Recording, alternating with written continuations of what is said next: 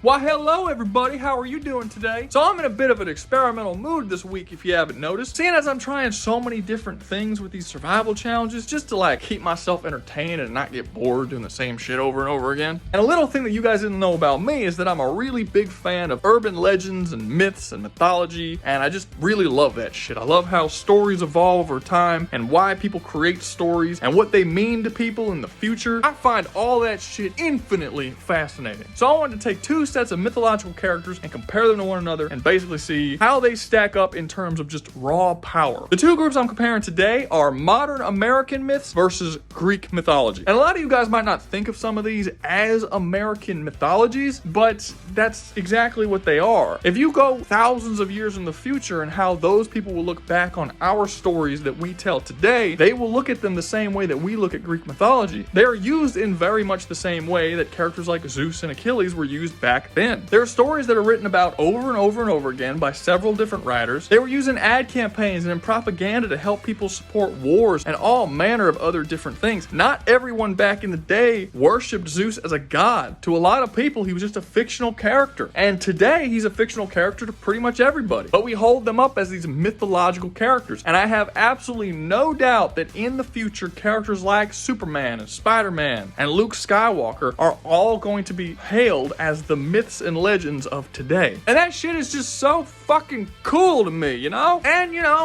want to fucking talk about it. So just let me do me, man. Let me do me. Also, before we get started, do not forget to like, subscribe, comment, share, all that good stuff. And go down in the description. There's a link to the Discord. We have a constantly growing Discord. There's almost 400 members and it is continuing to grow. Having a lot of fun over there. Check out the Rougaverse when you get there. If you don't know what it is, you will. But that's enough wasting your time. Let's get started. First up on the list, we got Superman versus Zeus. And I know what you're thinking. But Rouga, you say, Superman is not an American character. He was created by a goddamn Canadian after he came down to the real America. And yes, that is true. But a Canadian made Superman in real America using the colors of the real American flag as an American icon for an American company for an American audience. Superman is a fucking American character. Also, this is something you're going to see a couple of times on this list. Many American myths are based on people who are not from America who come down to this land and then do something great or amazing. That's a big part of our myth. Very few people who live in America are actually originally from America. America is the land that people come to. The fact that Superman himself is not born in America but is born from a totally different planet, then comes down to become America's greatest icon is kind of a big part of the American dream. All the way back in the day when Superman was created by a Canadian, that man understood that, which is crazy because modern writers don't fucking get it at all. They think it's like some kind of insult to call Superman an American icon. No, now he's like the man of the world. No, he's not. He's wearing the fucking colors of the American flag, you dumbass. Regardless of that, there is no doubt that Superman is an American icon and an American myth. I read somewhere years ago, I don't know if it's true because I never like fact checked it, but basically it said that there's more people on Earth who can recognize the Superman symbol than can recognize the Christian cross. I don't know if it's true, but if it is, that's a fucking badass statistic for Superman. But even if it's not, Superman is known worldwide. Everyone knows who Superman is. He's just as big, if not bigger, than Mickey Mouse and Jesus. He's just such a massive character. And thousands and thousands of years from now, people will still know who Superman is. And yes, I believe he will be talked about in much the same way that Zeus is today. So how does Superman's power compare to Zeus's? Well, a little iffy, actually. So I've explained in past videos that Superman is not nearly as powerful as a lot of people believe that he is to be, because they just take an amalgamation of all of his different versions of him across all different timelines and continuities and all that, and they just roll it all up into a little ball and they throw it at him like a fucking weird mutant Superman. But if you just take Superman as he is, most of the time he's around solar system to maybe galaxy levels of power, and if he goes and gets sun dipped, it just fucking explodes to basically however powerful any writer wants him to be. His speed's insane, his strength's insane, and he has ridiculous number of hexes that he'll just get written and then they'll just go away in other stories, and it's all over the place. Point is, he's really fucking powerful, and yes, if you were to talk about some of the most powerful people in all of fiction, Superman would absolutely be up there. He wouldn't be number one like a lot of people say, but he'd be up there for sure.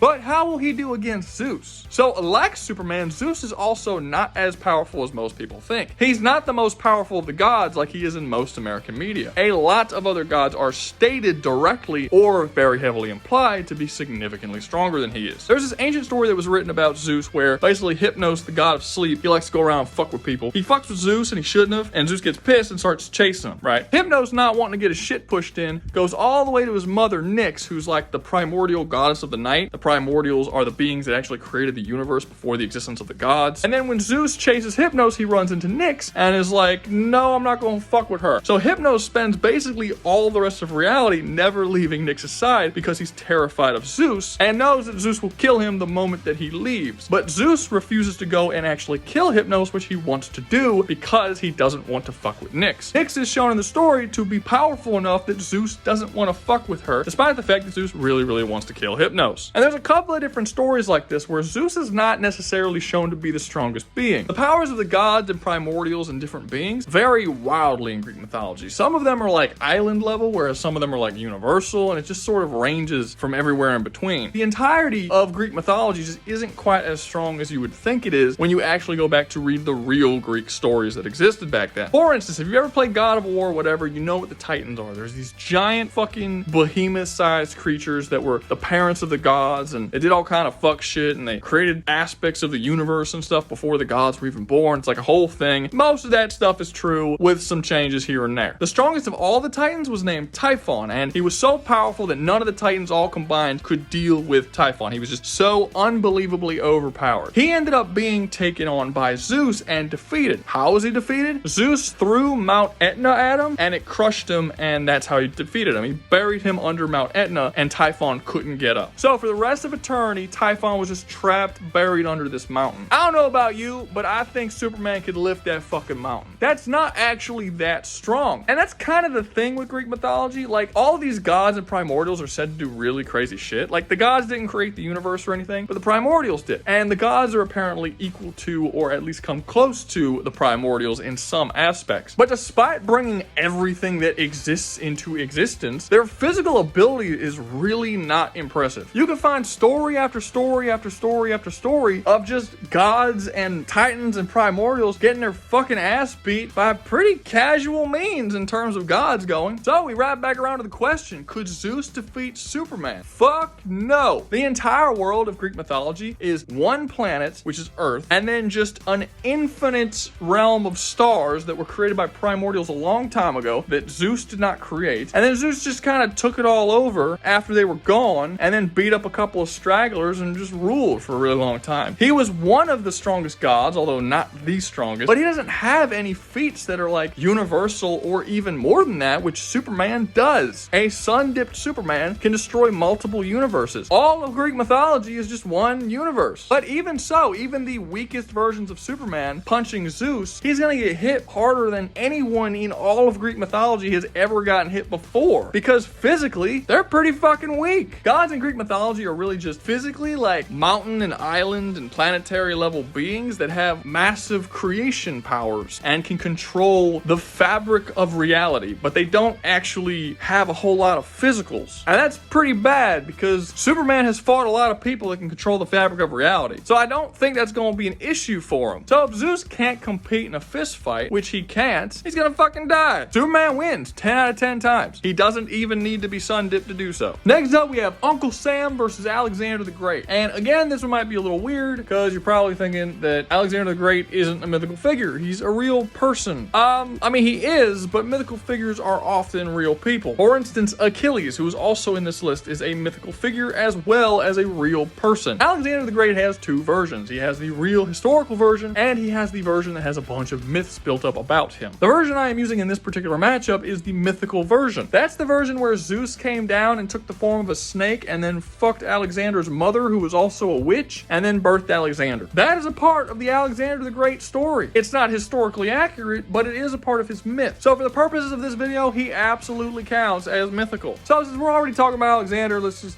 keep going. Let's keep talking about Alexander. What exactly can he do? Well, basically the thought process was of the mythical version of Alexander is that because he was a son of God and a witch, he was essentially incapable of ever losing. He basically had like supernatural luck or some form of fate manipulation. No matter what Alex put his mind to, he can overcome and do whatever it is he tried to do. He was essentially destined for greatness no matter what decision he made. He could not lose a battle or a sword fight or even a fucking chess match. match. He would always win no matter what he did. And really, that's it. That's his whole power. He's talked about as being a great warrior and strategist and all that different kind of stuff, but he doesn't have things like speed feats and strength feats and things like that. His myths are really more about just how he never loses. But I mean, you know, for literally any competition ever, having the power to never lose might help you out. Just a little bit. So on to Uncle Sam. Who is he? What can he do? Well, Uncle Sam, if you're not an American and don't know much about him, is basically the spirit of America taken form. Uncle Sam, U.S., United States, you get it, you get it. Essentially, Uncle Sam is the entire power of the United States put into a person. Everything that the United States has done, Uncle Sam has done it. Uncle Sam single-handedly annexed all of Hawaii. It single-handedly cut up China into smaller pieces. He bombed Hiroshima, etc., etc. He is a propaganda character that is a stand-in for the United States and all the things the United States does. But he's not just used by the United States. He's also used by the United States enemies as well. And they use him for basically anti-propaganda against the United States. For instance, China released their own version of propaganda where they depicted Uncle Sam trapping all of their world leaders into playing cards before stabbing those playing cards and killing all of their world leaders. It was supposed to be this sort of like fear tactic thing that China was trying to do to make its citizens really hate America, but honestly, that's just fucking cool. I would be sitting here for quite some time struggling to think of a cooler fucking image than that for us to use as propaganda for our war against China. That's badass as fuck. So as you can imagine, because of all of these crazy little political cartoons and stuff that Uncle Sam has been a part of, he has a vast array of powers. Like I said, he's done things like nuke a city with his own power, but he also held the entire northern hemisphere in his hand,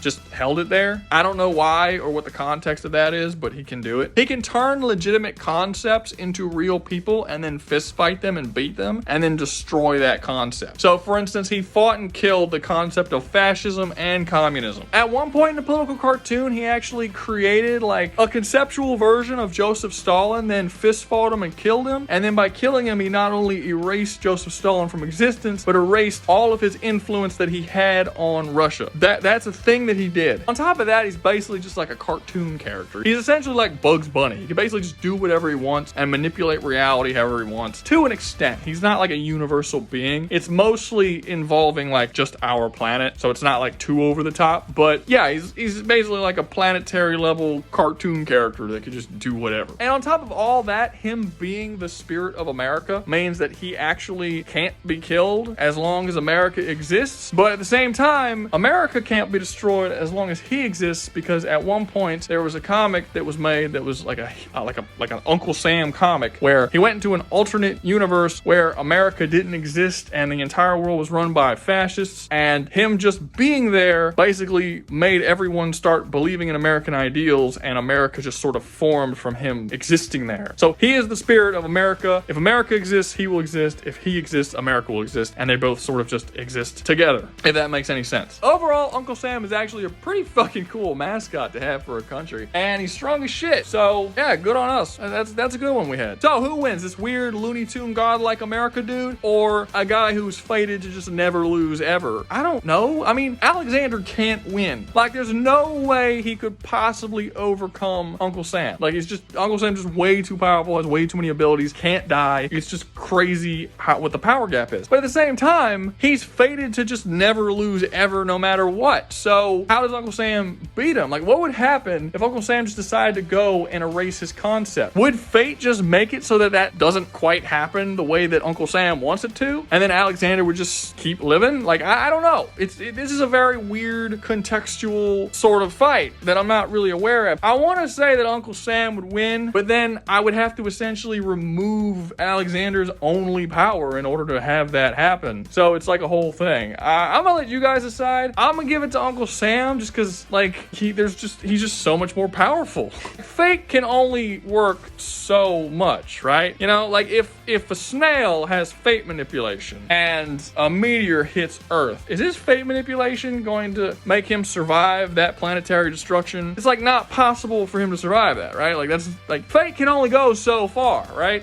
Whatever. I'm giving it to Uncle Sam. I say, like, I don't know, 8 or 9 out of 10 times Uncle Sam wins. Maybe Alexander can pull something out somehow, somewhere. Look, I'm aware that this is a bad matchup. I am, but who the fuck am I supposed to put up against him? I could put up another god, but then I'd just be saying all the same shit I just said said for Zeus. I'm trying to make this shit interesting. Next up, we have Hulk versus Hercules. And I'll be honest, I didn't actually want to put Hulk here. I was going to put Paul Bunyan, but then I thought about it and I was like, well, if you think about like the strongest fictional characters and sort of mythological characters in America, you can't really have that conversation and not bring up the Hulk. Like, it really doesn't matter any conversation that you bring up. If you're talking about strong men and strong characters, Hulk is going to be in that conversation. And a lot of people don't know anything about Paul Bunyan, so I'm pretty sure Hulk is going to outlive Paul Bunyan importance in our society. He is going to be the one that's going to live on to be in the myth, not necessarily Paul Bunyan, despite the fact that Paul Bunyan is a very common American myth. I'm not a super fan of this decision I made because I'm talking about Superman and Hulk, and I just talked about Superman and Hulk. I promise I'll talk about a new character next time, guys. It just sort of worked out this way. Anyway, who wins in a fight? Hulk or Hercules? So what exactly can Hulk do? It varies drastically. Hulk can do all sorts of things. Bruce Banner can turn into many, many different forms of Hulk across different timelines and universes, and even in the main universe that they usually use as like the main Marvel universe, he's got thousands of personalities that he can turn to at any time, and they vary in strength wildly. Sometimes they're weaker than Spider-Man. Sometimes they're so ungodly strong that they can wipe out all of the existence of everything within the entire Marvel omniverse, like casually, without even really breaking a sweat. Point is that Hulk is ungodly powerful, but his power isn't really all that reliable because you never really know what version of him is going to come out. It's all dependent on his dissociative identity disorder and whatever personality would help him out emotionally the best at any given time, and a lot of other convoluted psychobabble bullshit that the writers want to fuck with. He has infinitely rising strength, but that strength will always be at a level. Like, his strength will keep growing the angrier he gets or the more pain that he suffers. That's true, but infinitely growing is not the same thing as infinite, because you're always at a level that's measurable. You're just going to keep going up because numbers are infinite, right? Numbers just keep going. So if you can lift 1 extra pound every second forever, you'll infinitely rise in strength and never hit a max number, but you're never going to be able to just have infinite strength. It's not a thing. I'm explaining this in such detail because I've talked about this before and people just seem to not understand what I'm talking about. He also has things like an insane level of regen. He can be chopped up into little pieces and then just come together and heal. He's basically this creepy, fucked up Cthulhu monster thing that can like just fucking fuck with the universe in different ways. He's an enemy of logic. Logic doesn't apply to him and he can just break the confines of logic. He can hurt conceptual beings who should be above the concept of the physical and not be able to feel pain, or pain shouldn't even be a concept to them, but he is capable of harming and even killing them, which might loop back around into his like logic shit. I don't know. Anyway, point is, he's really fucking powerful, and yes, he is stronger than Superman, and I will fight that shit to the grave. So Hercules, what has Hercules done? A bunch of shit that's really not all that impressive, and then one impressive. So Superman has 12 different labors. Like, his story involves him having these 12 labors, and each one is supposed to be an impossible task that you can't defeat. The thing that I find that's funny about these tasks is that 11 of them are super fucking easy. They're not really that hard. Like, one of them is killing the Nemean lion. We don't know how strong the Nemean lion is, but killing a lion is not that impressive for a mythical being like Hercules. He kills a lion and then he wears like the lion's fur and walks around, and it's considered the Nemean lion is like a giant, really strong lion. Okay, fine. A lot of his labors are like this. They're like simple tasks, and then you get to one of them and it's lift up the entire infinite cosmos for several months and just hold it there. And that labor is so far beyond any of the other 11 labors. I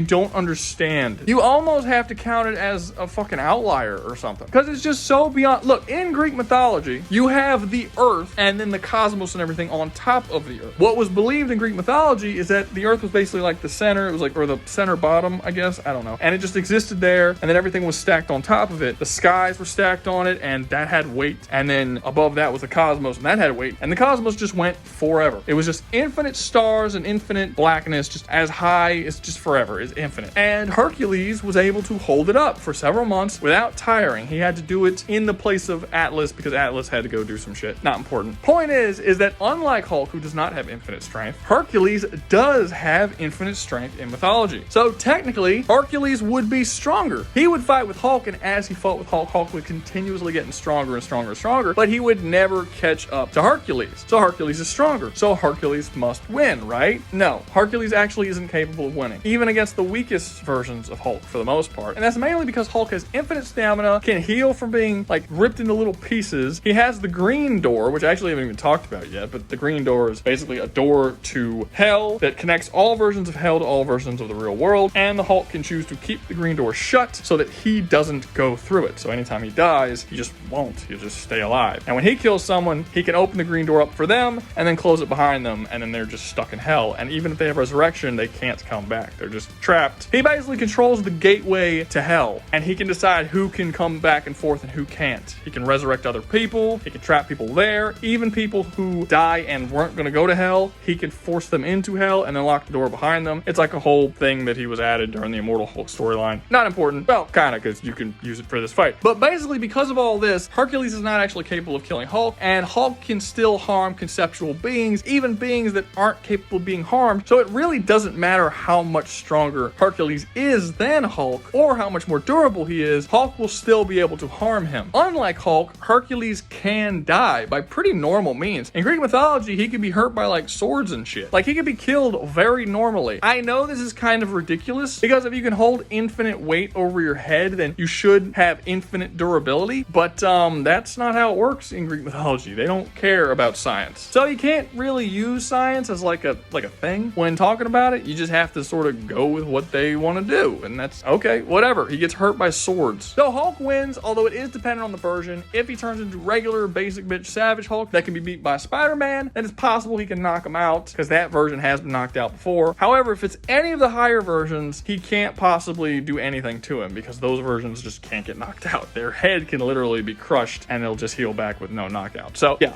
it depends on the version, but the strongest versions, Hulk wins. Pretty much 10 out of 10. You know, with the Savage Hulk, depending on the version that he turns into, it might go down to like, 5 or 6 out of 10. I don't fucking know. I'm only halfway through this video. Flip a coin. Next up, we have Bruce Lee versus Achilles. What was that? You don't think that Bruce Lee is a mythological character? He's too new. He's not ancient enough. People who are alive today were alive at the same time that Bruce Lee was alive? Really? That's what you think? That's the thing you're going with? Okay, let me tell you a story. You ever heard of the Curse of the Dragon? The Curse of the Dragon is the real world belief that people have that Bruce Lee's bloodline was cursed by a dragon, and he essentially had demons chasing him, trying to kill him, and he had to constantly fight the demons off to keep them away from him and the rest of his bloodline. After becoming the greatest fighter who ever lived from fighting off these demons and eventually being killed by them, his son was then later killed by them as well, and essentially all the males of Bruce Lee's bloodline had this Curse of the Dragon, and this was a curse that was given to his father before Bruce Lee was even born. This is a story that is told about Bruce Lee in real life that some people actually believe. In fact, when they made Bruce Lee's biography, not the fantasy film, but like an actual supposedly real world biography called Dragon, the Bruce Lee story, they actually had it in the fucking movie. There's a whole thing where he has to fight demons in that film, and at one point the demon is coming for his son and he has to fight against the...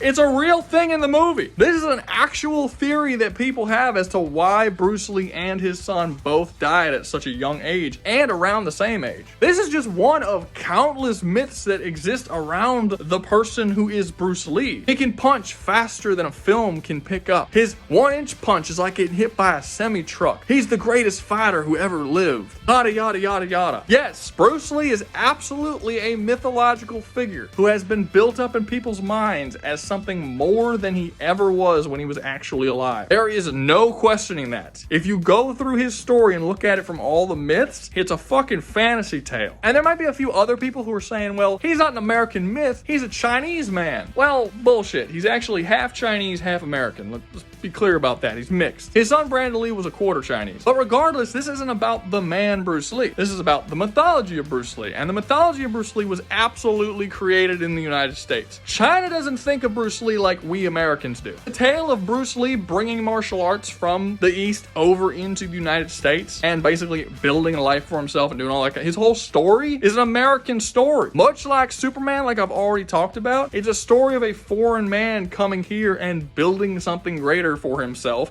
and becoming a legend and a myth among the people. Like I said earlier, that's how a lot of our myths are. Many of our mythical beings are foreigners. They're not born here. That's a pretty normal thing, Bruce Lee included. So anyway, how how powerful is the mythical version of Bruce Lee? Well, he fought demons and was cursed by a dragon. That's pretty nuts. But to be fair, we don't actually know how powerful the demons are. So, like, how actually good is Bruce Lee? Well, for physicals, we actually do have answers to this. Surprisingly, most of these myths you don't, but this is good. This is gonna be better. So it was stated that Bruce Lee can punch so fast that film could not pick up his punches. It just looked like he wasn't moving. Believe it or not, we can actually measure this speed. Film cameras now, as well as back then, use 24 frames per second. If you don't know what that means, it basically means that it takes 24 pictures in a single second, and then when you watch the movie, it just flashes those pictures in front of you in order, and that's how you see the moving pictures. That's why it's called moving pictures. So how fast would he have to punch in order to punch in between one of those 24 frames? Well, I already did the math. Basically, 24 frames per second is one frame popping up every 0.25 seconds. So that's how long he has to throw the punch and then bring it back to himself without us being able to see it. So how many times can he do that in a single second? So I put all that information up in my fucking like brain hole and spat it back out, and that adds up to 270 punches per minute or 14,400 punches in an hour if you don't calculate stamina and getting tired over that period of time. That is pretty fucking fast. Those are some fast punches. So how fast is that when compared to real world people? So I went and checked up what is the world record for the most punches ever done in a 453 punches in a single. What the fuck? Who is this? Some fucking asshole from Cambodia. That's almost double what Bruce Lee did in his mythical version. That adds up to 27,000 punches in an hour if you don't apply stamina, which for this motherfucker you probably shouldn't. God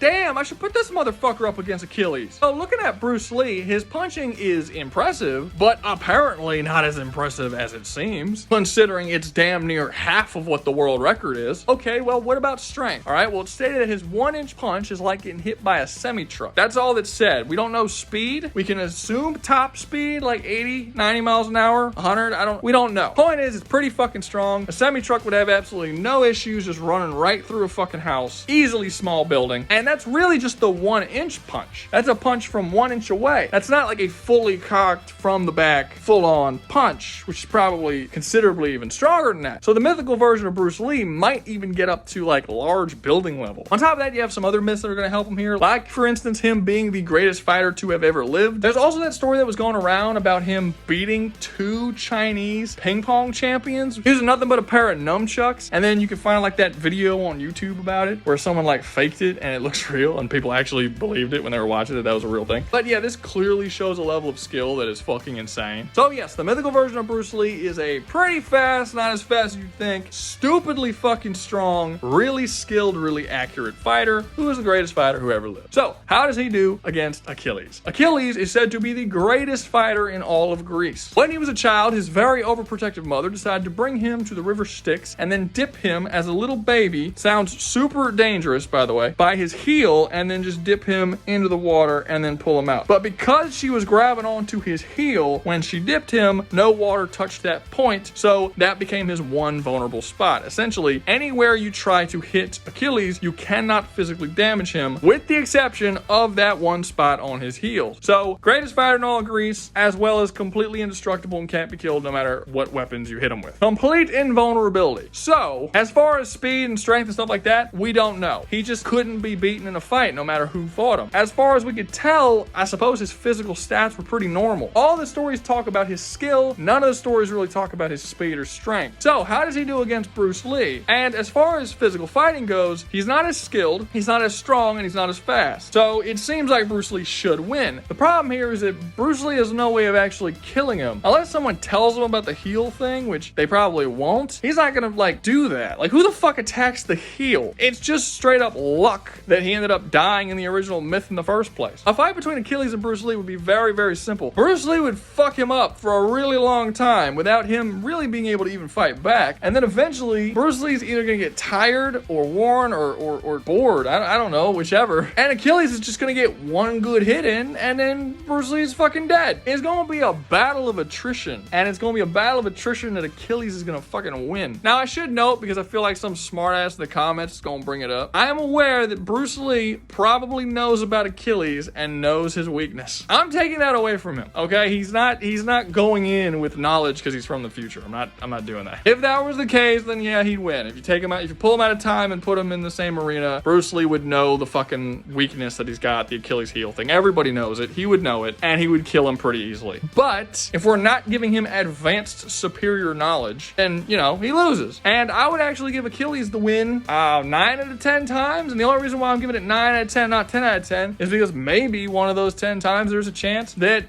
Bruce Lee attacks his Achilles heel. I don't think he will, but it's definitely possible. So 9 out of 10 times, Achilles wins the war of attrition. Last up, but certainly not least, we have Chuck Norris versus all of Greek mythology. Yeah, there's no point in hiding it, man. Chuck Norris is strong enough in mythology that you could put him against everyone. Like, just everything. He's that brokenly overpowered. What a fucking ego booster Chuck just has all the time. Imagine that, being basically the most powerful mythical character in the entire society that you live in, that just exists, that everyone talks about, while you're still alive. Like, what the fuck is that? At least Achilles and Bruce Lee and shit, all that shit happened after they were dead. This dude is still fucking walking around. You could just walk up to him, punch him in the face.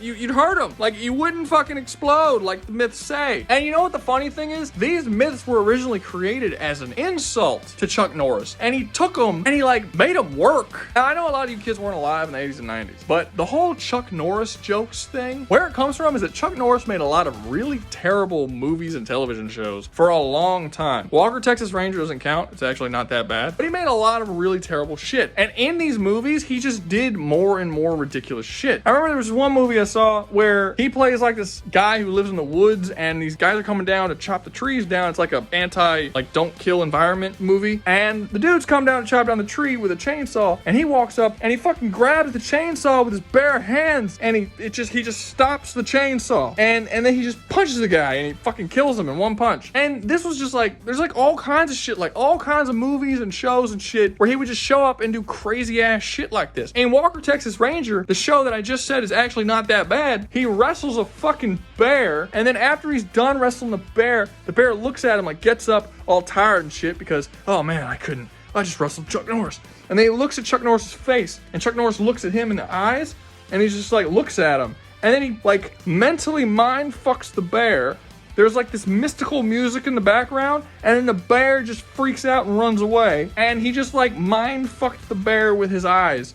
Okay, like he's not a superpowered being in Walker, Texas Ranger. He's just a ranger. Why are you beating up bears and mind fucking them with your eyes? Basically, all of this different stuff just compounding in all of his movies created these jokes around Chuck Norris just being able to do anything, and that's where the Chuck Norris jokes came from. He had this insane over-the-top ego, but unlike Steven Seagal, where it's just annoying and pathetic, it was kind of charming and like kind of fun, you know? Sort of enjoyable to watch to see how ridiculous this shit got. And Chuck Norris just seems like a super solid dude when compared to Steven Seagal, so he can get away with it, I guess. But this ended up creating all manner of different stories and crazy shit about Chuck Norris, overpowered shit. When Chuck Norris does a push-up, he pushes the earth down. Underneath Chuck Norris's beard is just a third fist. Chuck Norris doesn't need sleep. He goes to sleep when he wants to. And when he does, the sun goes away because it's too scared to wake Chuck Norris. And just all kinds of crazy fucking stories. This version of Chuck Norris can do anything he wants to do. He's basically a more powerful version of the Uncle Sam figure that I just said. He's a cartoon character. He's like Looney Tunes, except he can do anything. There's phrases about him fucking up the universe and fucking up the multiverse and fucking up all creation. There's jokes about God, like fucking Yahweh from Christianity being terrified of Chuck Norris and not being able to fight Chuck Norris and shit. It's just crazy. It's just crazy shit. He's so ungodly overpowered. And how would he do against the entirety of Greek? Come on, he fucking wins. Nobody in Greek mythology, all combined, you confuse them all together as some compounded Greek mythological figure with every single Greek mythology power in existence into one person, and he's still not like even putting up a decent match against Chuck Norris. Like, it's not even close. Chuck Norris gonna fuck him up, and it's gonna be easy, and he's probably not even going to have to fight. Like, he'll just do that weird bear fear stare thing and fuck him up. And even if Greek mythology has resistance to that, they won't, because it's Chuck Norris, and you can't resist it when Chuck Norris does it. You can't resist anything Chuck Norris does because he's Chuck Norris.